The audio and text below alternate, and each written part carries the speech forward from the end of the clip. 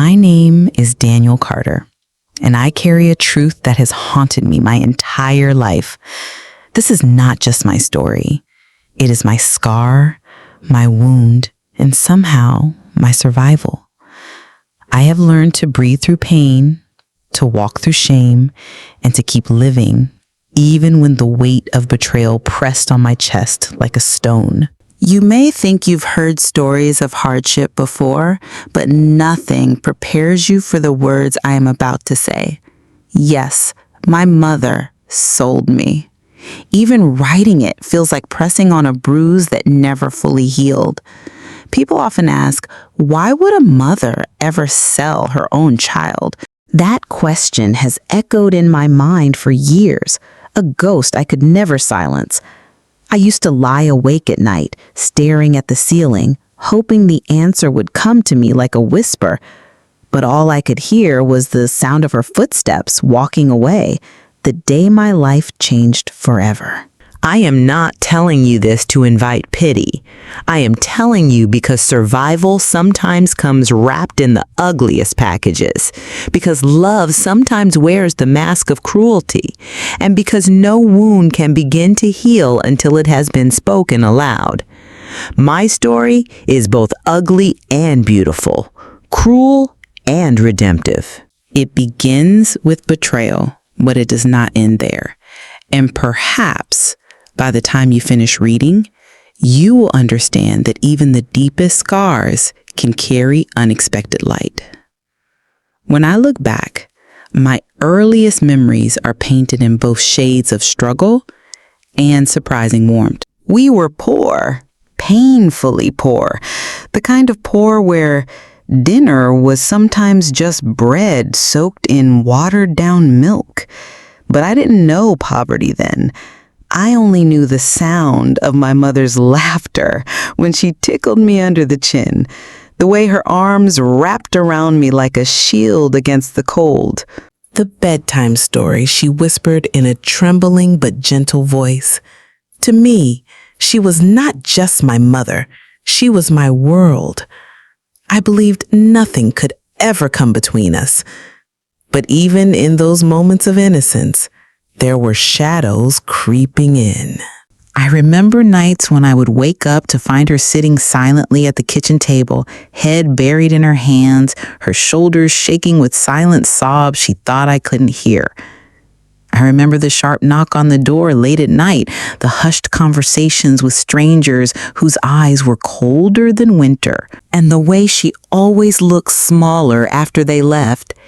As a child, I didn't understand words like debt or desperation. All I knew was that sometimes my mother's smile felt forced, that sometimes she held me tighter, as though she was afraid someone might take me away. I thought love was enough to protect us, that nothing could break the invisible bond between a mother and her child. I was wrong. I will never forget the day my childhood ended. It was a gray afternoon, the kind that felt heavy before the first drop of rain. My mother told me we were going to visit someone. A family friend, she said. I didn't question her. I slipped my small hand into hers, trusting her completely, the way only a child can. We walked a long distance, and she was quiet the entire time. Her fingers trembled as they held mine, and I thought she must be tired. When we arrived, there were strangers waiting, faces I had never seen before. Their eyes scanned me like I was an object, not a boy. I remember clinging to my mother's arm, but she gently pushed me forward. Then it happened. Papers were signed, money exchanged.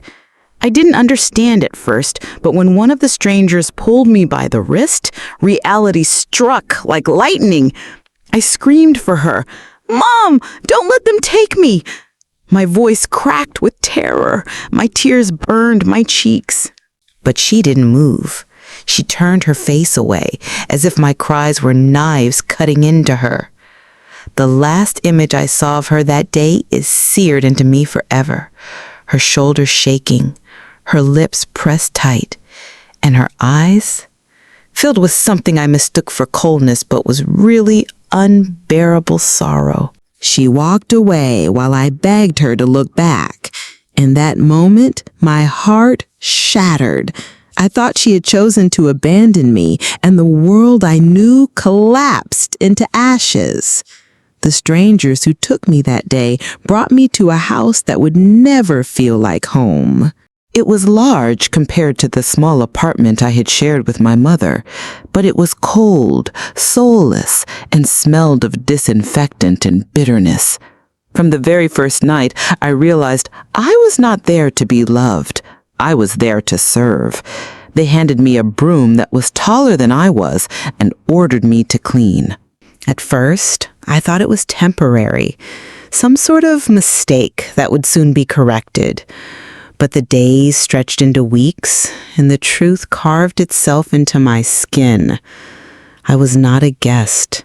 I was a possession, a transaction, a child sold, now used.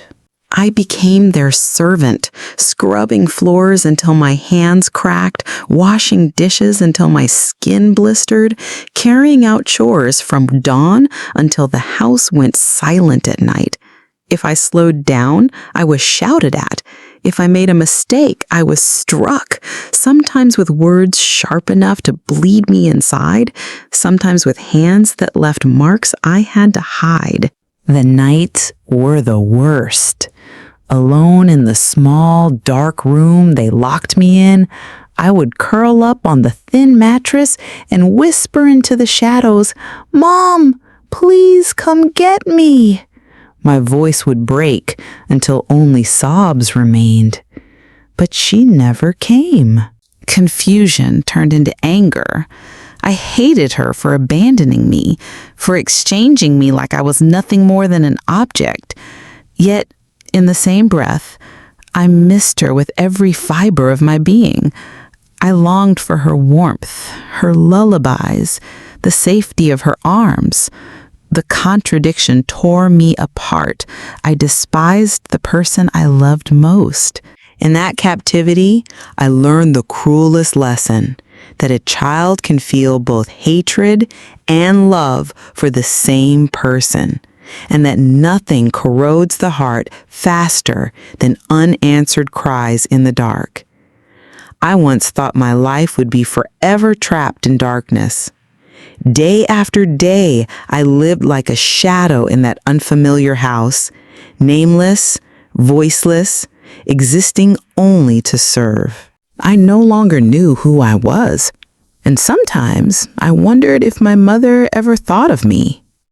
But then, unexpectedly, a light crept into my life, a small, fragile light, yet enough to rekindle faith in my parched heart. The one who brought that light was none other than a neighbor woman. Her name was Linda, a gentle and graceful woman in her 40s. She often saw me secretly standing by the window, my eyes longing for freedom, yet filled with fear. At first, I avoided her gaze, but Linda didn't give up. She would smile softly, sometimes slipping me a piece of cake, an apple, or a whispered question. "Are you okay?" Those little gestures to a child treated like a commodity like me felt nothing short of miraculous. Then one day, Linda did something I never could have imagined. She found a way to speak to me privately when the homeowners were away, listening to my story with a look of pain and compassion. I cried like I had never cried before, pouring out all my fear and anguish. Linda promised nothing, yet just being heard made me feel no longer completely invisible. Not long after, Linda contacted a child protection organization. They arrived, took me away, and severed the invisible chains that had bound me for so many years. I still remember vividly the moment I sat in the car leaving that house, my tears soaking everything. But for the first time, they were tears of hope. I didn't know what the future would hold, but I knew I had been saved.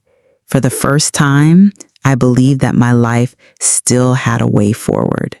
Many years have passed since the day I escaped that prison of a house, yet the wounds in my heart have never healed.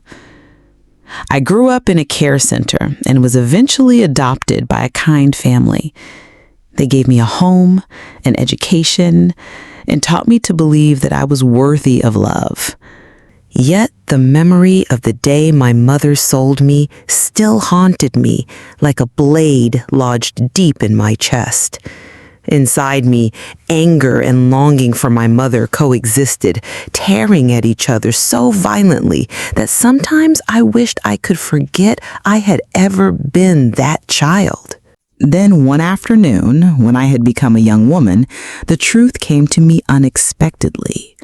A social worker brought me my old case file, which contained letters that had never been sent. They were letters from my mother.